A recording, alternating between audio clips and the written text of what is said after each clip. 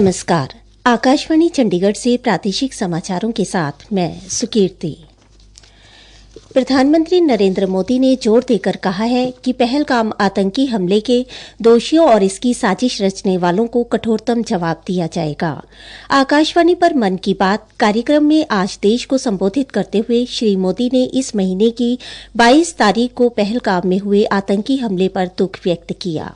उन्होंने कहा कि यह हमला आतंकवाद के आकाओं की हताशा और कायरता को दर्शाता है। उन्होंने कहा कि कश्मीर में शांति का लौटना, लोकतंत्र का मजबूत होना और पर्यटकों की संख्या में रिकॉर्ड वृद्धि भारत और जम्मू कश्मीर के दुश्मनों को रास नहीं आ रही थी।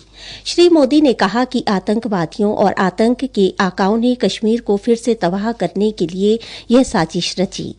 प्रधानमंत्री ने कहा कि आतंकवाद के खिलाफ इस लड़ाई में एक राष्ट्र के रूप में हमें दृढ़ इच्छा शक्ति का प्रदर्शन करना होगा। आतंकवाद के खिलाफ इस युद्ध में देश की एकता, 140 करोड़ भारतीयों की एकजुटता हमारी सबसे बड़ी ताकत है। यही एकता आतंकवाद के खिलाफ हमारी निर्णायक लड़ाई का आधार है। हमें देश के सामने आई इस चुनौती का सामना करने के लिए अपने संकल्पों को मजबूत करना है। हमें एक राष्ट्र के रूप में दृढ़ इच्छा शक्ति का प्रदर्शन करना है। आज दुनिया देख रही है, इस आतंकी हमले के बाद पूरा देश एक स्वर में बोल रहा है।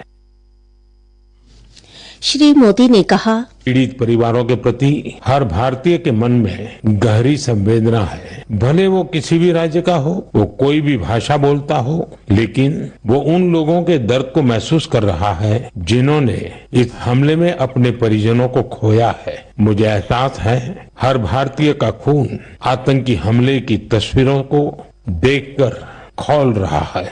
पहलगाम में हुआ ये हमला आतंक के सरपरस्तों की हताशा को दिखाता है। श्री मोदी ने पीड़ित परिवारों को भरोसा दिलाया कि उन्हें न्याय मिलेगा।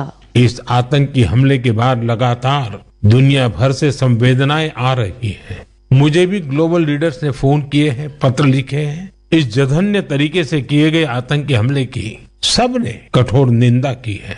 उन्होंने मृतकों के परिवारजनों के प्रति संवेदनाएं प्रकट की है। पूरा विश्व आतंकवाद के खिलाफ हमारी लड़ाई में साथ खड़ा है। मैं पीड़ित परिवारों को फिर भरोसा देता हूं, उन्हें न्याय मिलेगा, न्याय मिलकर रहेगा। इस हमले के दोषियों और साजिश रचने वालों को कठोरतम जवाब दिया जाएगा।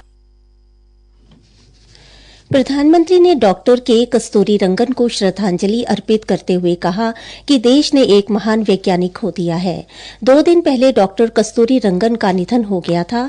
श्री नरेंद्र मोदी ने कहा कि विज्ञान, शिक्षा और भारत के अंतरिक्ष कार्यक्रम को नई ऊंचाइयों तक पहुंचाने में उनके योगदान को हमेशा याद रखा जाएगा। प्रधानमंत्री ने कहा, विज्ञान, शिक्षा और भारत के अंतरिक्ष कार्यक्रम को नई ऊंचाई देने में उनके योगदान को हमेशा याद किया जाएगा। उनके नेतृत्व में इसरो को एक नई पहचान मिली। उनके मार्गदर्शन में जो स्पेस प्रोग्राम आगे बढ़े, उससे भारत के प्रयासों को ग्लोबल मान्यता मिली। डॉक्टर के कस्तूरी रंगन जी ने देश की नई राष्ट्रीय शिक्षा नीति तैयार करने में भी बहुत बड़ी भूमिका निभाई थी। देश की निस्वार्थ सेवा और राष्ट्र निर्माण में उनके योगदान को हमेशा याद किया जाएगा। प्रधानमंत्री ने कहा कि डॉक्टर कस्तूरी रंगन ने हमेशा ही नवाचार को महत्व दिया। उन्होंने देश की नई राष्ट्रीय शिक्षा नीति तैयार करने में भी महत्वपूर्ण भूमिका निभाई। श्री मोदी ने इस बात पर प्रसन्नता व्यक्त की कि इस वर्ष अप्रैल में आर्यभट्ट उपग्रह के प्रक्षेपण के 50 वर्ष पूरे हो गए हैं। उन्होंने कहा कि 50 वर्ष की यह यात्रा सिर्फ हौसलों से शुरू हुई थी। श्री मोदी ने कहा कि उस समय के युवा वैज्ञानिकों के पास न तो आधुनिक संसाधन थे और न ही दुनिया की प्रौद्योगिकी तक पहुंच थी।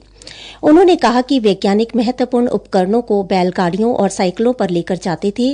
प्रधानमंत्री ने कहा कि उसी लगन और राष्ट्र सेवा की भावना का परिणाम है कि भारत आज विश्व की एक प्रमुख अंतरिक्ष शक्ति बन चुका है।